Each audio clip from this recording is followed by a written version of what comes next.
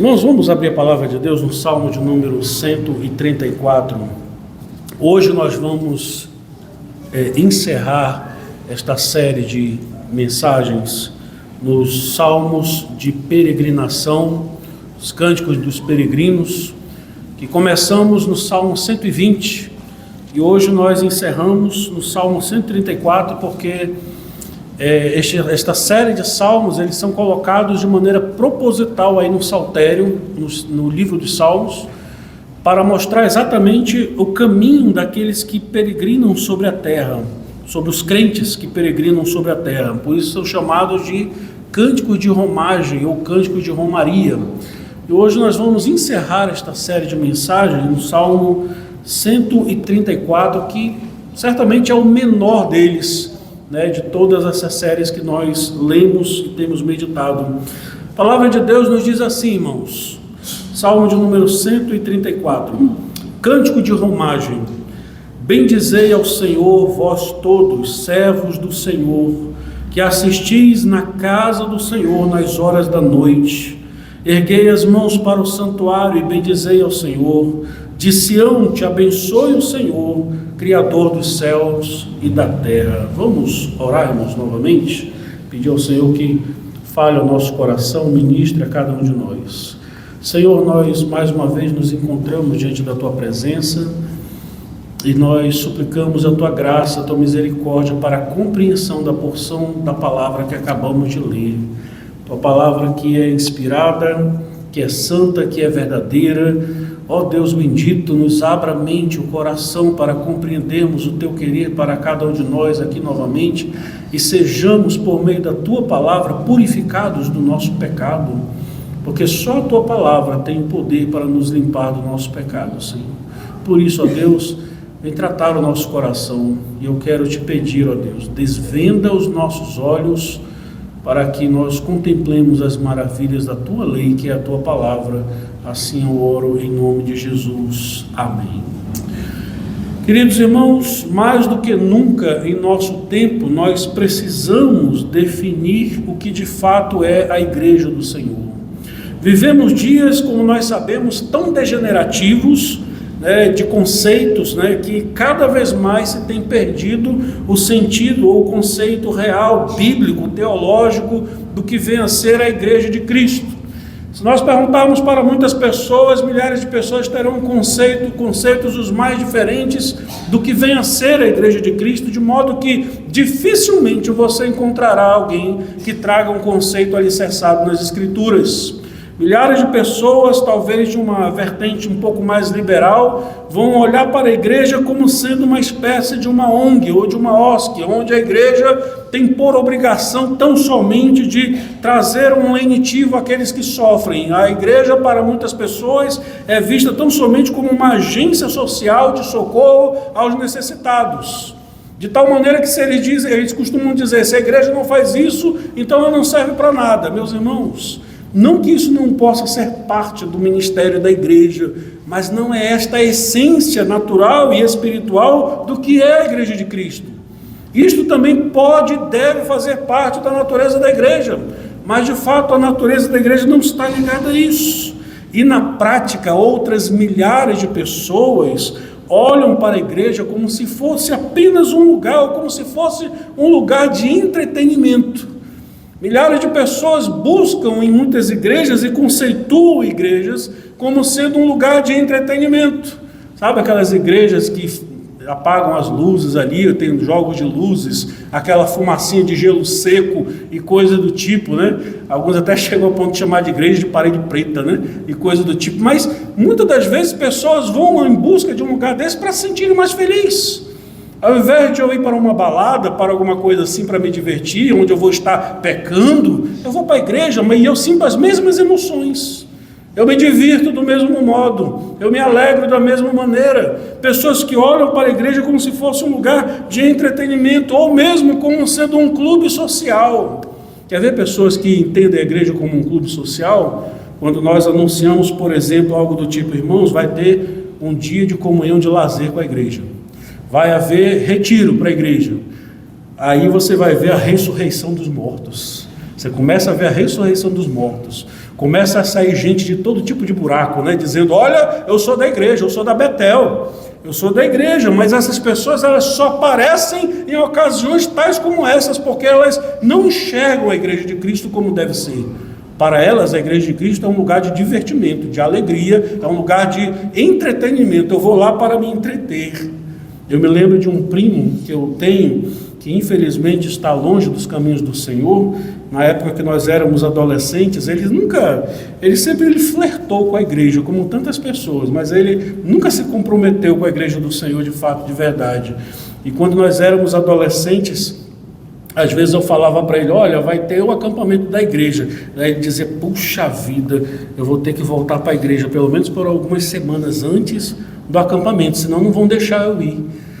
Até hoje ele está longe dos caminhos do Senhor, porque sempre olhou para a igreja como um entretenimento, como um lugar apenas de divertimento. Ou seja, são pessoas que ficam escondidas nos buracos, nos seus túmulos, mas que num momento como esse ressurgem dos mortos. Isso acontece com muita frequência. Isso tudo, meus irmãos, e outras distorções horríveis fazem com que as pessoas tenham conceitos errados acerca do que é a igreja de Deus. Porém, quando nós olhamos para as Escrituras e para aquilo que a palavra de Deus nos mostra, ela nos mostra de uma maneira muito belíssima, muito mais profunda do que de fato vem a ser a igreja do Senhor, do que de fato vem a ser o povo de Deus, a quem nós devemos estar aliançados e conectados ali com o povo de Deus. É interessante que a nossa confissão de fé de Westminster vai dizer que a igreja do Senhor consta de todos aqueles que pelo mundo inteiro professam a verdadeira religião juntamente com seus filhos, e ela complementa dizendo, é o reino do Senhor Jesus, a casa e a família de Deus, fora da qual não há possibilidade ordinária de salvação. No âmago, meus irmãos, dessa resposta que a nossa confissão de fé nos traz, está o fato de que a igreja de Cristo é a comunidade reunida daqueles que em todo lugar, em verdade, professam e vivem os valores da palavra de Deus, do Evangelho de Cristo. Isto, na essência, é a igreja. E este professar a palavra de Deus reunido pode significar ou traz um sentido em que nós podemos resumir: são aqueles que em verdade adoram a Deus por meio de Cristo Jesus. Se eu pudesse definir em poucas palavras a igreja do Senhor, alicerçado na Escritura, eu diria isso: a igreja de Deus são aqueles que reunidos adoram a Deus por meio de Cristo Jesus. Isto significa dizer que nós somos uma comunidade de adoradores. O apóstolo Paulo, em 1 Coríntios capítulo 1, no verso 2, ele diz que a igreja são aqueles que em todo lugar invocam o nome do Senhor Jesus. A natureza da igreja consiste em ela ser adoradora.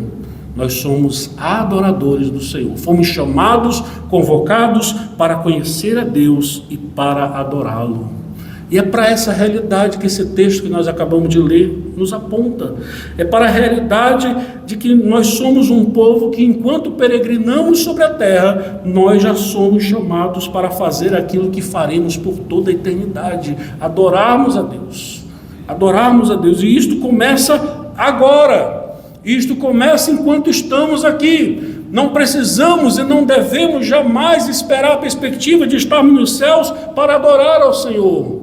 Começa agora, porque a vida eterna nós já recebemos agora. Nós já começamos a viver a vida eterna, aqueles que têm Cristo Jesus no seu coração. E aqui, meus irmãos, neste pequeno salmo, o Senhor ele quer nos ensinar o que é essa essência de ser um povo que adora, uma comunidade reunida para adorar, onde todo o serviço, toda a prática decorrem dessa adoração ao Senhor. Isso é importante, irmãos. Todo o serviço e toda a prática de uma igreja devem ser decorrente do modo como ela olha para Deus, do modo como ela compreende o Senhor, do modo como ela adora o Senhor, e as consequências disso virão na sua prática, na prática desta comunidade. Por isso eu quero falar com os irmãos nessa noite, baseado no Salmo 134, sobre o que é a comunidade dos servos do Senhor. É assim que o Salmo se expressa, como servos do Senhor. No que consiste biblicamente a comunidade dos servos do Senhor? Em primeiro lugar, a primeira verdade que esse texto nos ensina é que a comunidade dos servos do Senhor é a comunidade daqueles que adoram ao Senhor, simplesmente isso. daqueles que adoram ao Senhor. Parece um tanto óbvio essa afirmação, mas infelizmente ela se torna necessária em nosso tempo devido a toda essa degeneração de conceitos em que vivemos. O salmista afirma de modo muito claro que os servos do Senhor são aqueles que o adoram em sua casa. Olha aí o verso 1 comigo aí. O verso 1 diz aí de maneira bem clara: bendizei ao Senhor, vós todos, servos do Senhor, que assistis na casa do Senhor nas horas da noite. A essência do que vem a ser bendizer ao Senhor, que o Salmo diz aí, e que é característica daqueles que são servos de Deus, daqueles que o servam. Bendizer significa exaltar, glorificar, engrandecer, reconhecer a majestade de Deus, reconhecer o seu governo, a sua glória. Isto significa bendizer. Bendizei ao Senhor, diz a palavra de Deus. E isto acontece, meus irmãos, de maneira muito mais clara e visível durante o culto público. É claro que nós podemos e devemos adorar a Deus em todos os momentos de nossa existência. Podemos e devemos adorar a Deus reunidos em nosso lar com a nossa família. Podemos e devemos adorar a Deus no privado, quando nós, na nossa devocional diária, nós podemos e devemos ter um momento de oração, de exaltação do Senhor. Se você puder cantar um louvor, ainda que sozinho, para exaltar ao Senhor, só você e Deus, você estará bendizendo ao Senhor. Mas é no culto público que o povo de Deus reunido se mostra de maneira belíssima com aqueles que em uníssono exaltam e manifestam a grandeza de Deus. O culto público é esse momento em que o povo de Deus se reúne para adorar a Deus, de maneira que aqui vai uma outra definição necessária em nosso tempo, devido a esse conceito degenerado em que vivemos. O culto, meus irmãos, deve ser voltado exclusivamente para o Senhor. Aí você pode estar se perguntando: mas pastor, isso não é óbvio? Não é óbvio em nosso tempo. Não é óbvio em nosso tempo, porque de fato nós vivemos dias em que o que tem sido chamado de culto, na verdade tem sido voltado para uma atenção do homem, para que o homem receba a atenção. De maneira que, muitas das vezes, outros elementos estranhos ao culto de adoração ao Senhor têm sido colocados naquilo que tem sido chamado de culto público. É aquele momento de testemunho pessoal, é aquele momento de cânticos, de solos especiais. Isso não acontece, e algumas coisas piores ainda, como um momento de danças, que são inseridas num conceito litúrgico de algo que não faz parte da adoração do culto, da adoração ao Senhor, aonde homens são colocados para que os outros homens os vejam, e não conseguem ver a glória de Deus. Meus irmãos, tudo no culto deve exaltar tão somente a Deus. Sejam as orações, sejam os cânticos, as leituras e principalmente a pregação, deve ser o alvo de nós olharmos não para um homem, mas para a glória do Senhor, porque Deus deve ser exaltado, e isto é culto a Deus. Isto é culto a Deus. E me permitam citar novamente a nossa confissão de fé, quando ela define o que é o culto ao Senhor. Ela vai dizer que o culto religioso deve ser prestado a Deus o Pai, o Filho e o Espírito Santo, e só a Ele, e não deve ser prestado nem aos anjos, nem aos santos, e nem a qualquer outra criatura. Ninguém deve receber o culto e a adoração, senão o Senhor Deus, por meio de Cristo Jesus.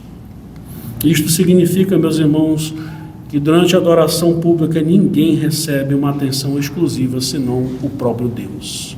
Acho interessante que o nosso Senhor Jesus, quando ele foi tentado no deserto pelo diabo, diz a palavra de Deus em Lucas, capítulo 4, no verso 8, quando Satanás o tenta e apresenta-lhe aquela proposta espúria que Jesus o adorasse, e ele lhe daria os reinos da terra, o Senhor Jesus dá a resposta baseado nas Escrituras, em que ele diz de maneira resumida: está escrito, ao Senhor teu Deus adorarás e só a Ele darás culto.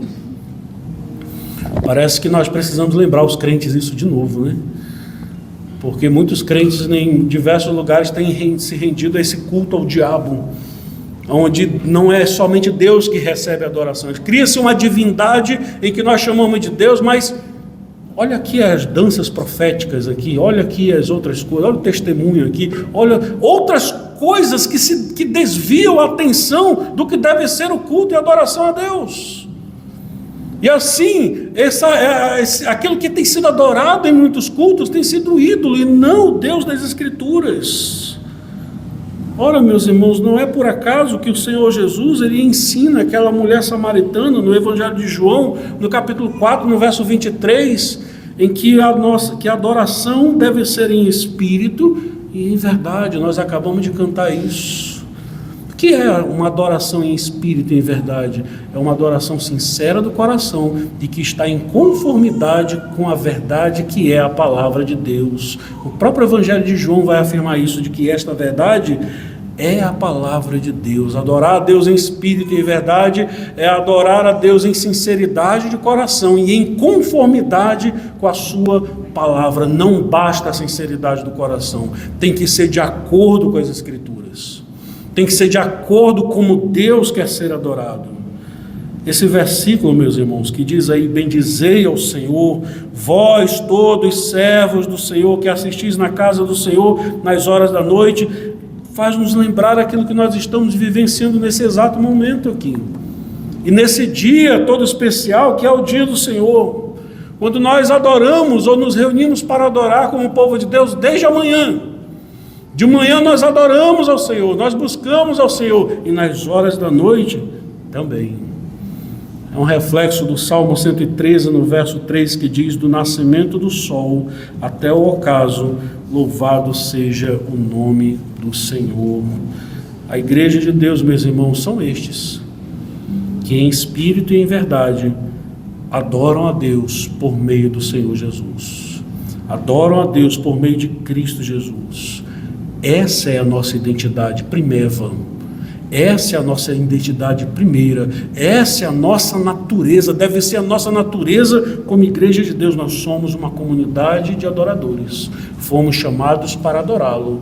E todas as nossas práticas de socorro aos necessitados, de quaisquer outras práticas, inclusive o nosso lazer, inclusive aquilo que vem nos trazer momentos aprazíveis de lazer, como um acampamento ou mesmo um dia de convivência, são decorrentes disso, são consequências disso, e devem estar alinhados com essa verdade, de que somos primeiramente adoradores. E porque nós somos adoradores, nós servimos a Deus e servimos aos homens como consequência daquilo que somos. Mas a palavra de Deus também nos aponta para uma segunda verdade aí, de maneira muito clara. Em primeiro lugar, ela estava apontando aí para o culto, porque, de fato, se você observar de maneira bem clara o contexto dessa passagem, faz nos lembrar aqueles que estão na casa do Senhor para adorar, então estão na casa do Senhor para cultuar. E em segundo lugar, a palavra de Deus nos ensina aí que, uma vez que somos uma comunidade de adoradores, nós somos uma comunidade daqueles que participam ativamente da adoração pública. Nós participamos ativamente da adoração pública. Observe aí no verso 2 que o salmista agora ele se volta à participação dos servos de Deus durante o culto e a adoração, enfatizando principalmente que o culto é a participação de todos os servos de Deus. Olha o que diz aí no verso 2: erguei as mãos para o santuário e bendizei ao Senhor.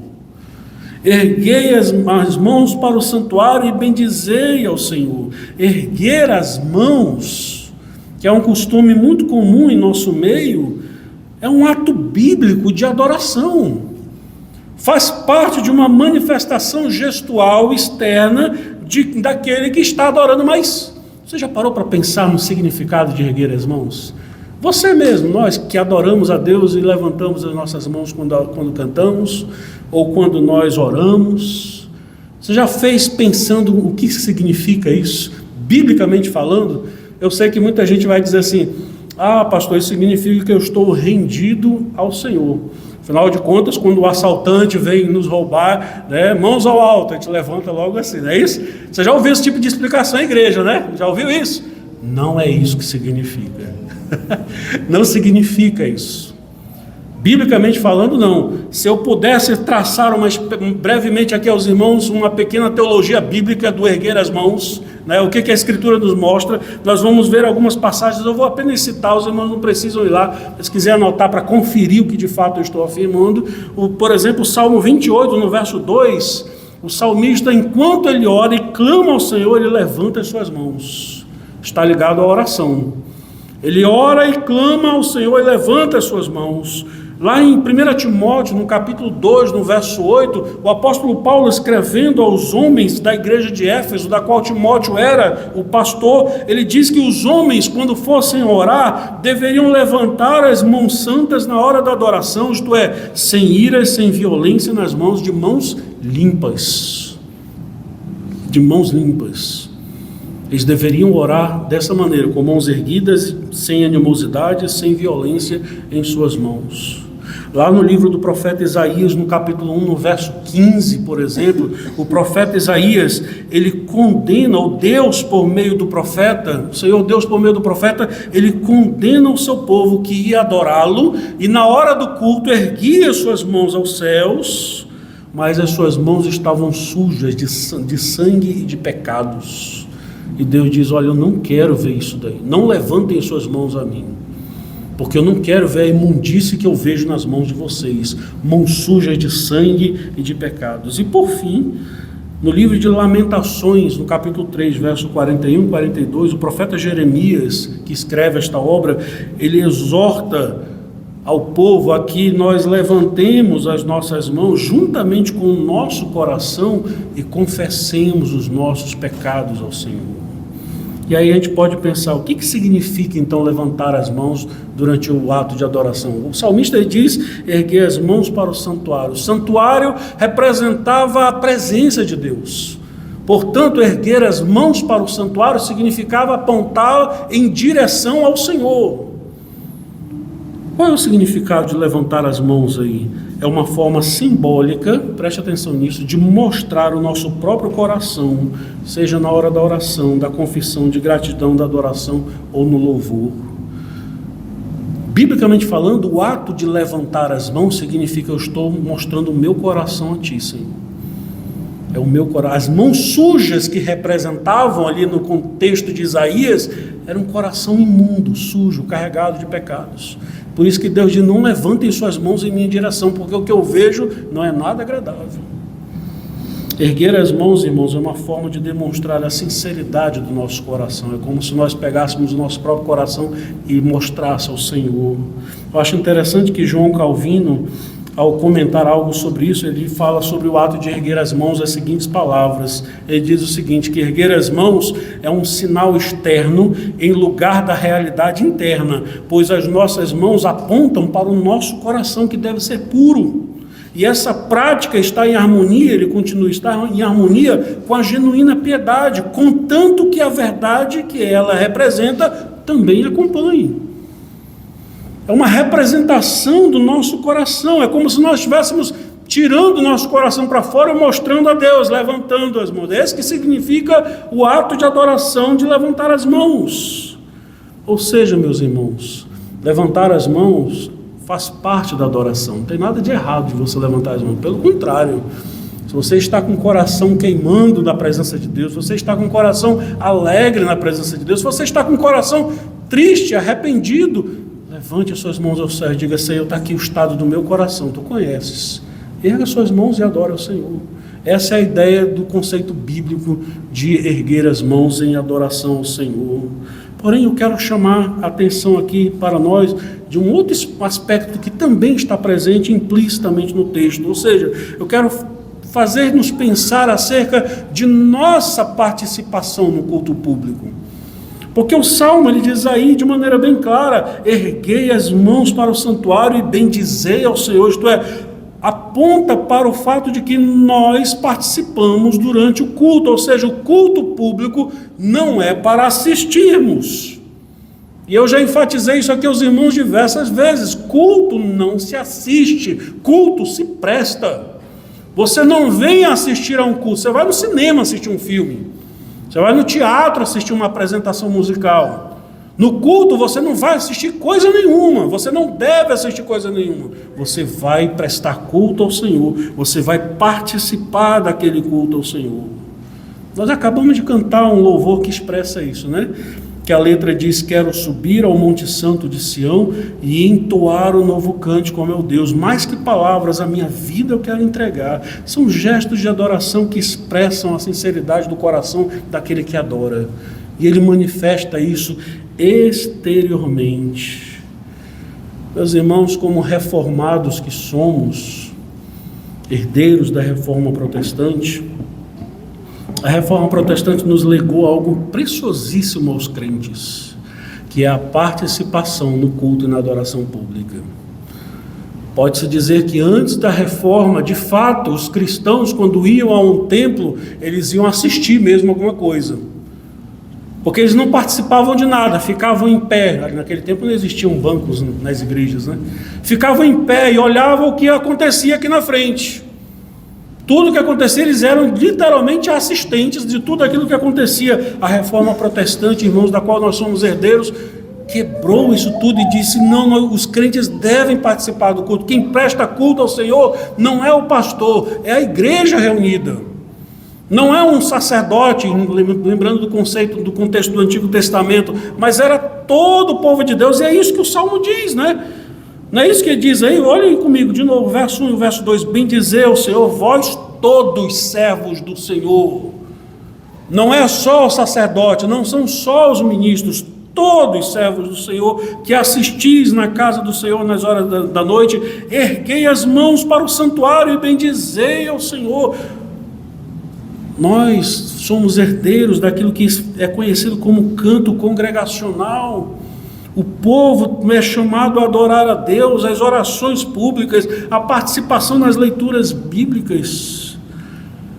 Porém, é triste, irmãos, pensarmos que muitos de nós não aproveitamos isso que nós herdamos, que está alicerçado nas Escrituras.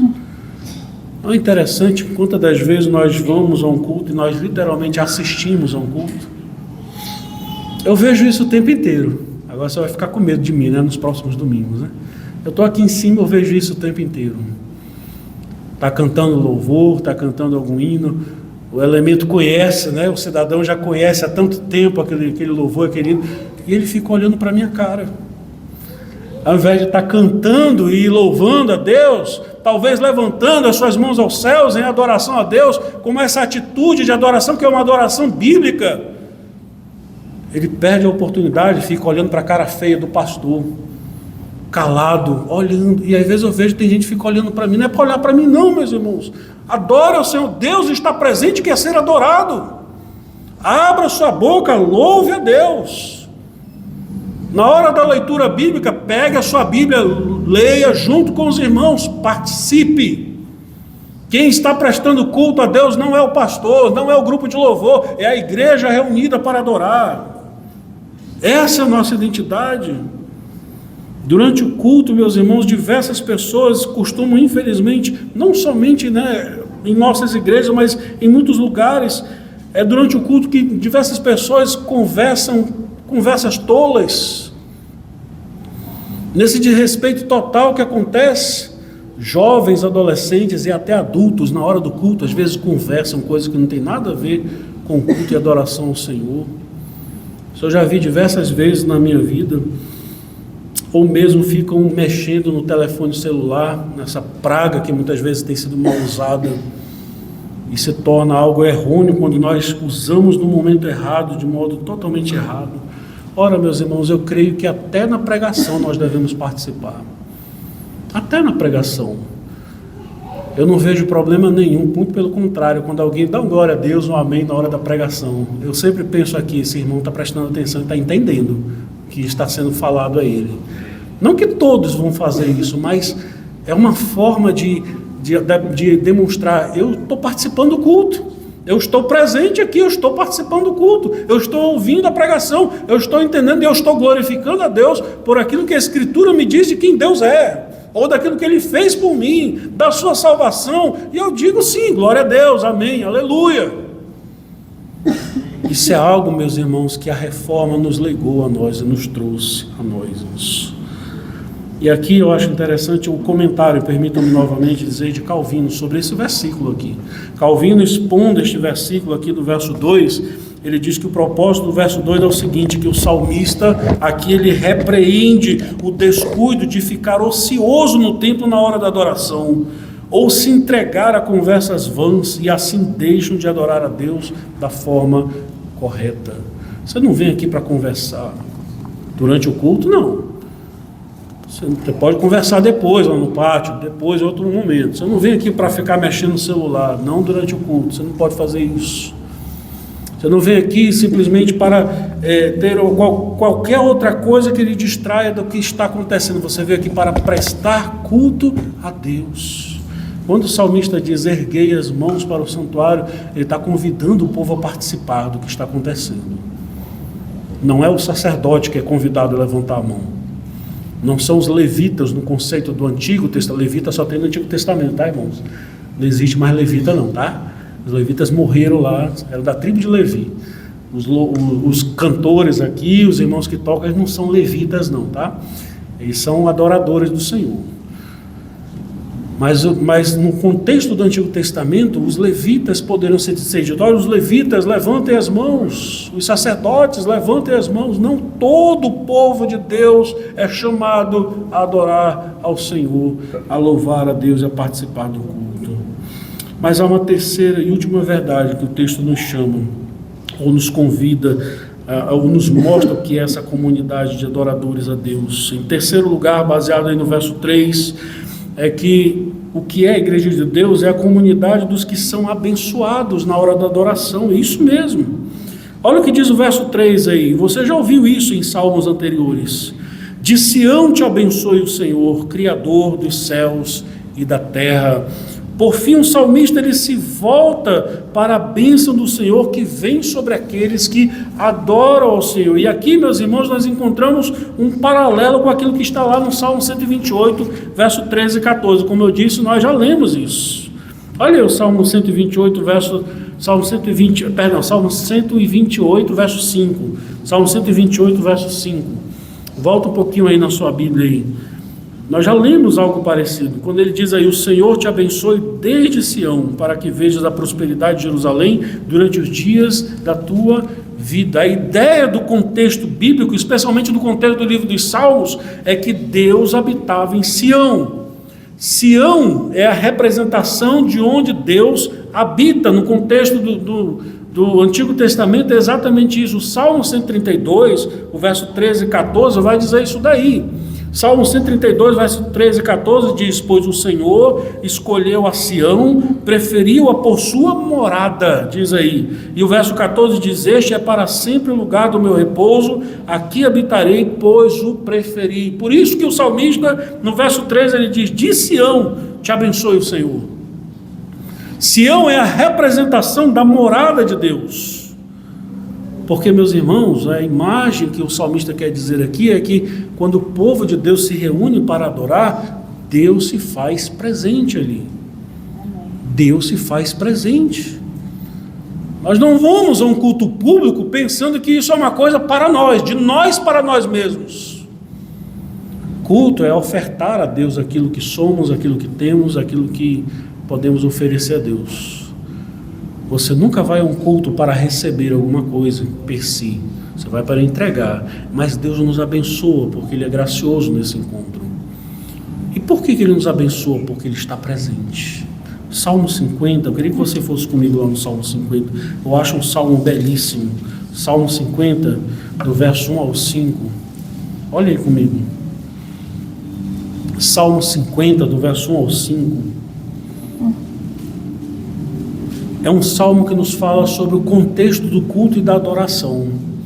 E o que Deus diz sobre o culto e a adoração do seu povo? Ele diz assim, Salmo de Asaf, fala o poderoso, o Senhor Deus, e chama a terra desde o levante até o poente.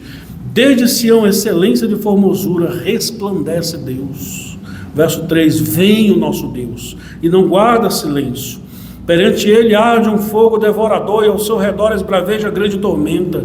Intima os céus lá em cima e a terra para julgar o seu povo. E o que Deus diz do seu povo? Congregai os meus santos, os que comigo fizeram aliança por meio de sacrifícios. E o Salmo continua dizendo: vem o nosso Deus e Ele não guarda silêncio. Deus se faz presente quando os santos dele se reúnem para adorá-lo. Ele está presente. Ele está presente. Isso é adoração a Deus. Da mesma forma, o Salmo 22, no verso 3, nós conhecemos este Salmo. Preciso os irmãos irem lá. O Salmo 22, no verso 3, vai afirmar que o Senhor, Ele habita entre os louvores do seu povo. No sentido de dizer que o seu povo, quando canta, quando adora, quando exalta, quando louva, o que é demonstrado ali é a exaltação da pessoa de Deus. Louvor é isso. Bendizer ao Senhor é isso. É falar das grandezas de Deus, é exaltá-lo, a sua pessoa, dizer que Ele é. Deus habita nos louvores do seu povo, Ele está presente nos louvores do seu povo. O que eu acho interessante, irmãos, é que quando a igreja de Cristo se reúne para participar do culto e da adoração, e de modo muito claro o apóstolo Paulo vai dizer isso em 1 Coríntios, nos capítulos 10 e 11, quando a igreja se reúne para celebrar o sacramento da ceia do Senhor, Paulo vai dizer: Cristo está presente. Ele está presente conosco. Ele se faz presente em espírito conosco. Meus irmãos, aqui está a fonte das bênçãos do Senhor. É baseado nesse conceito, nessa certeza que devemos ter da presença de Deus no nosso meio, quando nós nos reunimos para adorar. É baseado nisso e crendo nisso que o salmista diz, o verso 3. De Sião te abençoe o Senhor, Criador dos céus e da terra. Ele está presente. A bênção de Deus não vem de outra maneira, senão da sua presença no nosso meio. O que eu acho interessante é que alguns comentaristas bíblicos, quando eu estudava esse texto, vão dizer que esse versículo sugere a bênção final de um culto que está terminando. Imagina só, vamos lembrar de nossa trajetória. Tudo começa no Salmo 120. E o Salmo 120 sugere o quê? Que os adoradores, eles vêm dos lugares mais longínquos para Jerusalém para adorar. É isso que significa os cânticos de romagem. Nós estamos encerrando agora. Os adoradores, eles vêm dos lugares mais distantes. Olha aí o verso 120, perdão. Olha aí o Salmo 120, aí, como é que ele começou. Foi onde nós começamos a nossa trajetória. Salmo 120, os versos 5 e 6... Os versos 5 e 6, é assim que começou o cântico de peregrinação. É o primeiro salmo de peregrinação, em que ele diz assim: ai de mim que peregrino em Mesequim, e habito nas tendas de Quedar, já há tempo demais que habito com os que odeiam a paz. Sou pela paz, quando porém eu falo, eles teimam pela guerra. É um peregrino que habita em Mesequim, ele peregrina em Mesequim, ele está longe de Jerusalém. E os demais salmos, como o Salmo 122, mostra esse peregrino indo para Jerusalém. E lá ele presta culto a Deus, e lá ele adora a Deus, talvez numa Páscoa, talvez num tabernáculo, alguma festa nesse sentido, que o antigo povo de Deus celebrava, eles adoravam a Deus. O Salmo 134 é o encerrar de toda essa celebração. A imagem que alguns comentaristas dizem que nós devemos ter do verso 3 do Salmo 134, que encerra e conclui todo o Salmo de peregrinação, é exatamente como aquela bênção final de um culto. Está terminando a adoração? Pois vão debaixo das bênçãos do Senhor. Até alguns sugerem que talvez algum sacerdote naquele tempo levantava suas mãos aos céus, abençoava o povo de Deus e dizia: de Sião te abençoe o Senhor. Eles estão voltando para sua casa. Eles estão voltando para suas terras, longe de Jerusalém, para Meseque, para Quedar, para a Síria, para outros cantos. E ele diz: olha, que o Senhor de Sião te abençoe. Que o Senhor te abençoe de Sião, o Criador, aquele que é o Criador dos céus e da terra. Possivelmente uma alusão, talvez até mesmo a bênção araônica, que nós encontramos em Números capítulo 6, versos 24. Podemos imaginar o sacerdote, o sumo sacerdote, no encerramento de toda a celebração daqueles dias de adoração a Deus, dizendo ao povo: o Senhor te abençoe e te guarde, o Senhor faça resplandecer o rosto sobre ti e tenha misericórdia de ti, o Senhor sobre ti levante o rosto e te dê a paz, que era a bênção araônica, em que o povo de Deus recebia a bênção do Senhor. Sob a nova aliança em Cristo Jesus, a igreja do Senhor recebe a bênção apostólica, como está lá em 2 Coríntios 13:13, que a Escritura diz: a graça do Senhor Jesus Cristo e o amor de Deus e a comunhão do Espírito Santo sejam com todos vós. Essa é uma bênção, meus irmãos, que é proferida em nome do Deus Trino.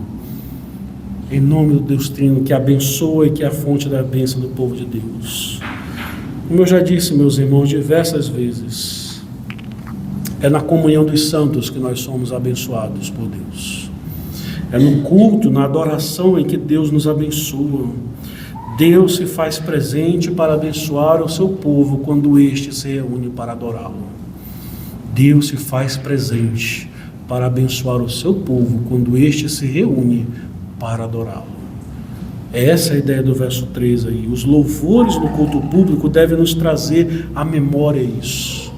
As orações, a pregação, todo o nosso culto deve ser uma adoração a Deus, de maneira que isso aponta para a nossa identidade como povo de Deus. Somos uma comunidade de adoradores, chamados por Deus para adorá-lo, para conhecê-lo e receber dele as bênçãos que ele tem para dar ao seu povo, àqueles que lhe pertencem. Eu quero caminhar aqui para uma conclusão e dizer o seguinte, irmãos: essa é a nossa identidade. Fomos salvos por Deus em Cristo com este propósito, para adorá-lo, para conhecê-lo. Somos por natureza uma comunidade doxológica, isto é, que rende a doxa, a glória ao Senhor. E isto, meus irmãos, nos identifica como povo de Deus. Essa é a nossa identidade. Rendemos a glória a Deus, rendemos os louvores a Deus, porque é isso que nos identifica como peregrinos nessa terra. Enquanto nós estamos aqui neste mundo, nós somos adoradores. E quando partirmos desse mundo, continuaremos adorando. O céu já começou para aqueles que estão em Cristo. Já começou. A vida eterna já iniciou. Nós já adentramos a vida eterna. Nós não vamos receber a vida eterna. Jesus disse: aquele que crê em mim tem a vida eterna. É tempo presente. Já começou a eternidade, irmãos. Já começou a eternidade. Nós já devemos fazer agora aquilo que faremos por toda a eternidade. Começou já, não vai mais terminar. É isso que nós devemos entender. E eu quero finalizar lendo com os irmãos. Abra comigo a sua Bíblia, lá em 1 Pedro capítulo 2, verso 9. Eu entendo que é o resumo de tudo aquilo que nós falamos, de todos os salmos, e de tudo aquilo que nós ouvimos durante toda essa série de cântico de peregrinação. 1 Pedro capítulo 2, nós conhecemos esse texto, versos 9 e 10. Vamos ler juntos esse texto? Eu quero que os irmãos leiam junto comigo. 1 Pedro capítulo 2, versos 9 e 10, que nos identifica naquilo que somos e aponta para a nossa natureza como igreja de Deus. Vamos ler juntos? Vós, porém, sois raça eleita, sacerdócio real, nação santa, povo de propriedade exclusiva de Deus, a fim de proclamardes as virtudes daquele que vos chamou das trevas para a sua maravilhosa luz. Vós, sim, que antes não erais povo, mas agora sois povo de Deus, que não tinhas alcançado misericórdia, mas agora alcançaste misericórdia. Isso é o que nós somos, aleluia. Vamos orar, irmãos.